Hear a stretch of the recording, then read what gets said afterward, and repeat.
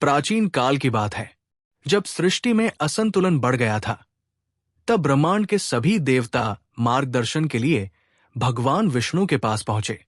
देवताओं की शक्ति क्षीण हो चुकी थी और संपूर्ण सृष्टि संकट के दौर से गुजर रही थी। ऐसे समय में भगवान विष्णु ने अपनी अनंत बुद्धि से देवताओं को एक मार्ग सुझाया, समुद्र मंथन। भगवान विष्णु ने कहा, समुद्र मंथन से अमृत प्राप्त होगा, जो तुम्हारी शक्तियों को पुनः स्थापित करेगा और ब्रह्मांड में संतुलन लाएगा। लेकिन इतना विशाल समुद्र मंथन करने के लिए अकेले देवताओं की शक्ति पर्याप्त नहीं थी। इसीलिए देवताओं ने अनिच्छा से असुरों के साथ गठबंधन किया, ताकि मंथन के फल को आपस में साझा किया जा सके। देवताओं और असुरों ने मंथन के लिए मंदराचल पर्वत को मथानी के रूप में चुना और वासुकी नाग को रस्सी के रूप में उपयोग करने का निश्चय किया। मंदराचल पर्वत को दूध के सागर के मध्य ले जाया गया और वासुकी को उसके चारों ओर लपेट दिया गया। लेकिन समस्या तब उत्पन्न हुई जब मंथन शुरू होते ही मंदराचल पर्वत का भार अत्यधिक हो गया और वो समुद्र की गहराइयों में डूबने लगा। देवता और असुर असहाय हो गए। आसन्न संकट को देख भगवान विष्णु ने पुनः हस्तक्षेप किया। भगवान विष्णु ने कूर्म अवतार, कछुए के रूप में प्रकट होकर मंदराचल पर्वत को अपनी विशाल पीठ पर धारण कर लिया। उनके इस दिव्य रूप ने मंदराचल को स्थिर किया, जिससे देवताओं और असुरों ने मंथन को पुनः प्रारंभ किया। मंथन के साथ ही सागर से अद्भुत रत्न और दिव्य प्राणी प्रकट होने लगे। कामधेनु, इच्छा पूर्ति करने वाली गाय, ऐरावत, दिव्य श्वेत हाथी, अनेक दिव्य रत्न, रत्नों की माला और चमत्कारी वस्तुएं। मंथन से प्रसन्न होकर सागर ने अपनी गहराइयों से अनमोल खजाने उगलना प्रारंभ किया, परंतु अमृत अब भी समुद्र के गर्भ में छिपा हुआ था। मंथन के दौरान अचानक समुद्र की गहराइयों से एक भयंकर विष हलाहल प्रकट हुआ। ये विष इतना घातक था कि इससे समस्त सृष्टि के विनाश का संकट उत्पन्न हो गया।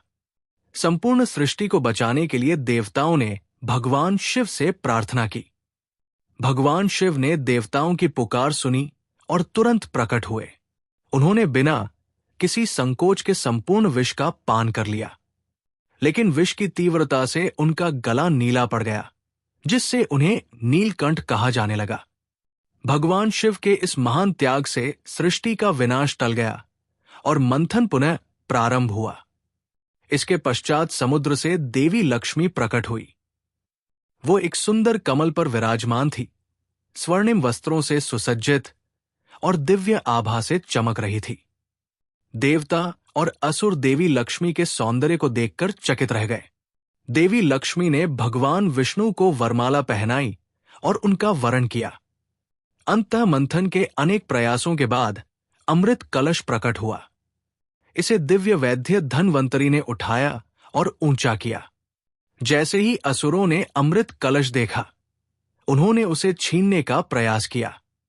भगवान विष्णु ने एक बार फिर संकट को टालने के लिए मोहिनी रूप धारण किया।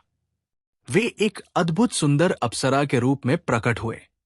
मोहिनी के सौंदर्य से मोहित होकर असुरों ने अमृत उन्हें सौंप दिया। मोहिनी ने कुशलता से अमृत केवल देवताओं को वितरित किया, जिससे देवताओं ने अमरत्व प्राप्त किया और उनकी शक्ति पुनः बहाल हो गई। अमृत पान के बाद देवता पुनः अपनी शक्तियों से भर गए। उन्होंने असुरों पर विजय प्राप्त की और सृष्टि का संतुलन पुनः स्थापित हुआ।